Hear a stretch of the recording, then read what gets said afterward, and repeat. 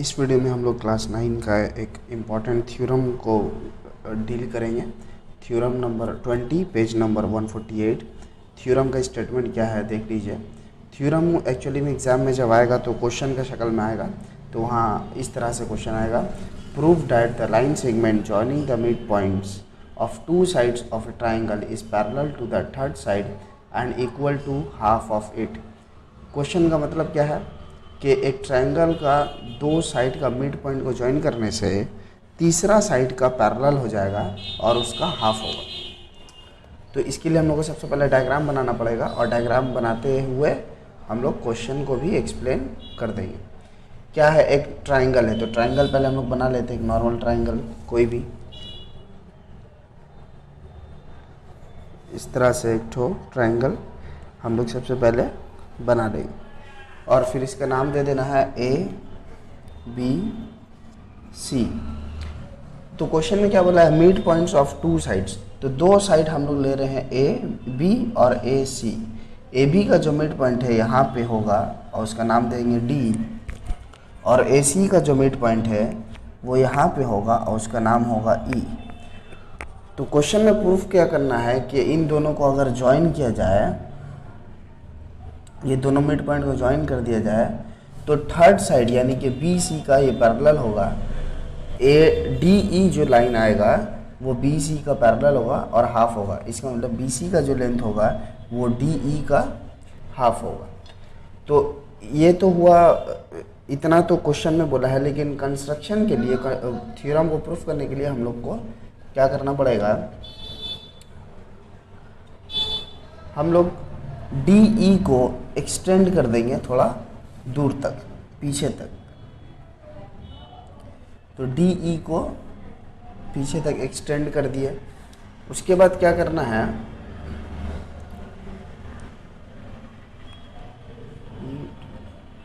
जितना बड़ा D E है उतना ही दूर तक एक्सटेंड करेंगे और इसका नाम होगा एफ। इसका नाम हो जाएगा एफ, और फिर इसको बी और एफ को ज्वाइन कर देंगे। बी और एफ को ज्वाइन कर देंगे।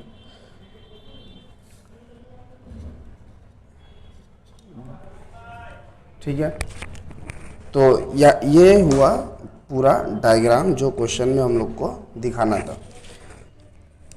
तो सबसे पहले हम लोग क्या किया, एक तो ट्रायंगल बनाए, उसका दो मिड पॉइंट दिए, उसको ज्वाइन किए। अब उसको प्रूफ करना क्या है कि बी सी का पैरेलल है और उसका हाफ है। उसके लिए फिर हम लोग एक्स्ट्रा काम क्या किए हैं कि डी ई को यहाँ तक एक्सटेंड किए एफ तक, और इसका कंडीशन क्या था कि डी ई जितना बड़ा है एफ डी भी उतना ही बड़ा होना चाहिए, और इसका नाम दिया एफ, और बी और एफ को ज्वाइन कर दिया। तो ये हुआ कंप्लीट डायग्राम इस थ्योरम का। अब इसको प्रूफ करना है, तो सबसे पहले हम लोग लिखेंगे let A B C be a triangle and D and E be the mid points of A B and A C respectively. यहाँ तक लिखने के बाद क्या लिखना पड़ेगा, जॉइन डी कॉमा ई या जॉइन डी एंड ई। एक चीज़ यहाँ पे याद रखना है कि थ्योरम को जब हम लोग लर्न करेंगे, जब याद करेंगे तो डायग्राम का मदद से ही याद करेंगे। थ्योरम का एक एक स्टेटमेंट हम लोग डायग्राम को देख के बोलेंगे। तो पहले स्टेटमेंट हम लोग क्या बोले कि ए बी सी एक तो ट्राइंगल है और डी ए बी का और ई ए सी का मिड पॉइंट है और दोनों को ज्वाइन किए। ये हुआ स्टेटमेंट में। अब प्रूफ क्या करना है, डी ई पैरेलल होगा किसका, बी सी का, और डी ई हाफ होगा किसका, बी सी का। तो D E is equal to half of B C हम लोग को प्रूफ करना है और पैरेलल प्रूफ करना है। कंस्ट्रक्शन में क्या किए हैं, डी ई को ई डी को एक्सटेंड किए हैं एफ तक such that D E equal to F T and join B and F, B और एफ को ज्वाइन कर दिए। उसके बाद प्रूफ में क्या लिखना है, इस ट्राइंगल को कंसिडर करना है ए डी ई, ये जो छोटा ट्राइंगल दिख रहा है ए डी ई, इस ट्राइंगल को देखेंगे और इस ट्राइंगल को देखेंगे B D F, B D F, ये छोटा छोटा जो ट्राइंगल बना इसको देखना है। पहला ट्राइंगल क्या है ए डी ई और दूसरा ट्राइंगल है बी डी एफ। और एक चीज़ याद रहे कि जब भी थ्योरम में हम लोग दो ट्राइंगल के बारे में लिखेंगे कि in triangle this and this, इसका मतलब ये है कि हम लोग दोनों ट्राइंगल को कॉन्करेंट दिखाना चाहते हैं, और कॉन्करेंट दिखाने के लिए इस ट्राइंगल का और इस ट्राइंगल का 3 रिलेशन निकालना पड़ेगा जो इक्वल हो। तो सबसे पहले यहाँ पे AD और BD इक्वल होगा। AD जो है इस ट्राइंगल का हिस्सा है और BD जो है इस ट्राइंगल का हिस्सा है, ये दोनों इक्वल होगा। क्यों इक्वल होगा? क्योंकि D इसका AB का मिड पॉइंट है। जब D AB का मिड पॉइंट है, इसका मतलब AD का लेंथ और BD का लेंथ इक्वल होगा।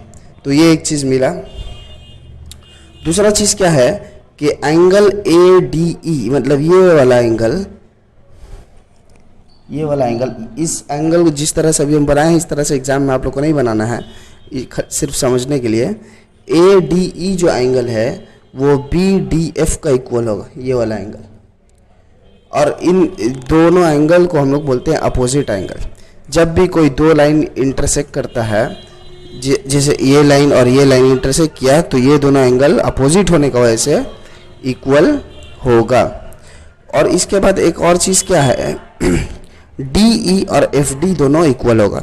क्योंकि कंस्ट्रक्शन में हम लोग लिखे थे कि कंस्ट्रक्शन किए ही इस तरह से हैं कि DE और DF इक्वल होगा, तो इसको हम लोग लिख देंगे बाय द कंस्ट्रक्शन। तो ये इस ट्राइंगल और इस ट्राइंगल में 3 चीज़ हमको मिल गया। क्या क्या मिला? AD इक्वल टू BD और angle ADE equal to angle BDF और DE is equal to FD। तो जब 3 चीज़ मिल गया तो हम लोग लिखेंगे therefore triangle ADE is congruent to triangle BDF। ये जो साइन है इक्वल टू के जैसा लेकिन थोड़ा सा करली है, उसको हम लोग बोलते हैं कॉन्ग्रुएंट।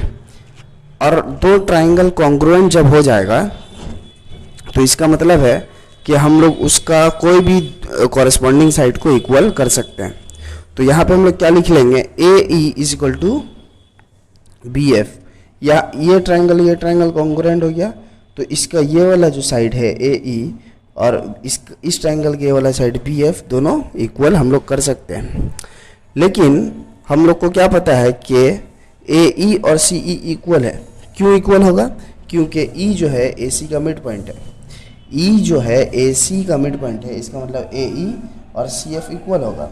और इससे पहले ये रिलेशन में क्या आया है कि AE और BF इक्वल होगा, इसका मतलब BF और CE इक्वल होगा। फिर से एक बार बता दे रहे, AE CE इक्वल है और AE BF इक्वल है, तो इसका मतलब हो गया BF CE का इक्वल होगा। उसके अलावा और क्या होगा, एंगल DAE, ये वाला एंगल DAE और एंगल DBF, ये वाला एंगल, ये दोनों भी इक्वल होगा क्योंकि ये लोग ऑल्टरनेट एंगल है। ऑल्टरनेट एंगल का मतलब क्या होता है कि ये लाइन पैरेलल है और इसको कोई एक लाइन काट दे तो ये वाला एंगल और ये वाला एंगल जो एक दूसरे को ऑल्टरनेट कर रहा है, इसको ऑल्टरनेट एंगल बोलते हैं। और ऑल्टरनेट एंगल इक्वल होगा। तो जब ये वाला और ये वाला ऑल्टरनेट एंगल हो गया, इसका मतलब AC और BF पैरेलल हो जाएगा। AC बोले या AE बोले, AE और BF पैरेलल हो जाएगा। इसका मतलब BF और CE पैरेलल हो गया।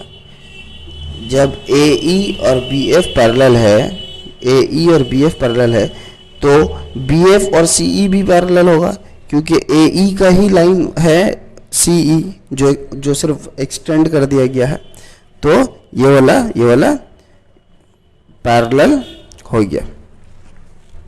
तो अब हम लोग को क्या दिख रहा है कि इन क्वाड्रिलेटरल BCEF इस क्वाड्रिलेटरल में, क्वाड्रिलेटरल क्यों बोल रहे हैं? क्योंकि ये 4 साइडेड फिगर है। BF जो है CE का पैरेलल है, जो अभी हम लोग ऊपर प्रूफ किए, और BF जो है CE का इक्वल भी है, इसको भी हम लोग ऊपर में अभी प्रूफ किए थे। तो अपोजिट साइड पैरेलल और इक्वल हो गया, इसका मतलब BCEF इज ए पैरेललोग्राम, क्योंकि अपोजिट साइड पैरेलल भी है और इक्वल भी है। इसलिए DF किसका पैरेलल होगा? BC का। एक्चुअली में एफ ई पैरेलल होगा BC का। जब एफ ई पैरेलल है BC का तो इसका छोटा सा हिस्सा DF भी पैरेलल होगा BC का। जब AEF पैरेलल है BC का, क्योंकि पैरेललोग्राम है इसलिए अपोजिट साइड पैरेलल होगा, तो DF भी पैरेलल होगा BC का। तो जब DF पैरेलल है BC का तो DE भी पैरेलल होगा BC का, और यही हमको प्रूफ करना था एक नंबर में कि DE is parallel to BC। ये वाला एक ठो प्रूफ हो गया। और सेकंड वाला में क्या करना है, हम लोग लिखेंगे पहले BC इक्वल टू EF, क्योंकि पैरेललोग्राम जब हम बोल दिए हैं इसको तो इसका मतलब क्या है, अपोजिट साइड पैरेलल भी है और इक्वल भी है। तो BC is equal to EF होगा, और EF को हम लोग लिख सकते हैं ED plus DF। ED plus DF इस तरह से हम लोग तोड़ सकते हैं दो हिस्से में। उसके बाद हम लोग ऊपर में प्रूफ किए हैं कि DE is equal to FD। Proof नहीं, कंस्ट्रक्शन में था कि DE जितना बड़ा है उतना ही बड़ा FD है। तो हम लोग दूसरा वाला जो DE दिख रहा है, सॉरी DF दिख रहा है, उसके जगह DE लिख देंगे। DF के जगह में क्या लिख देंगे, DE। तो DE मिलके क्या हो जाएगा 2DE, और वहाँ से क्या निकलेगा DE is equal to BC/2, यानी कि हाफ ऑफ BC। और यही था मेरा सेकंड प्रूफ जो हम लोग को करना था। तो इस तरह से पूरा डायग्राम को देख के हम लोग को पूरा थ्योरम का स्टेप बाय स्टेप लर्न करना पड़ेगा और एग्जाम में लिखना पड़ेगा। और एग्जाम में थ्योरम का डायग्राम ज़रूर से बनाना है हम लोग को, और पेंसिल से ही बनाना है, नहीं तो पूरा स्टेटमेंट लिख देने के बावजूद भी हम लोग को कोई मार्क्स नहीं मिलेगा अगर डायग्राम भूल हुआ या नहीं बना तो।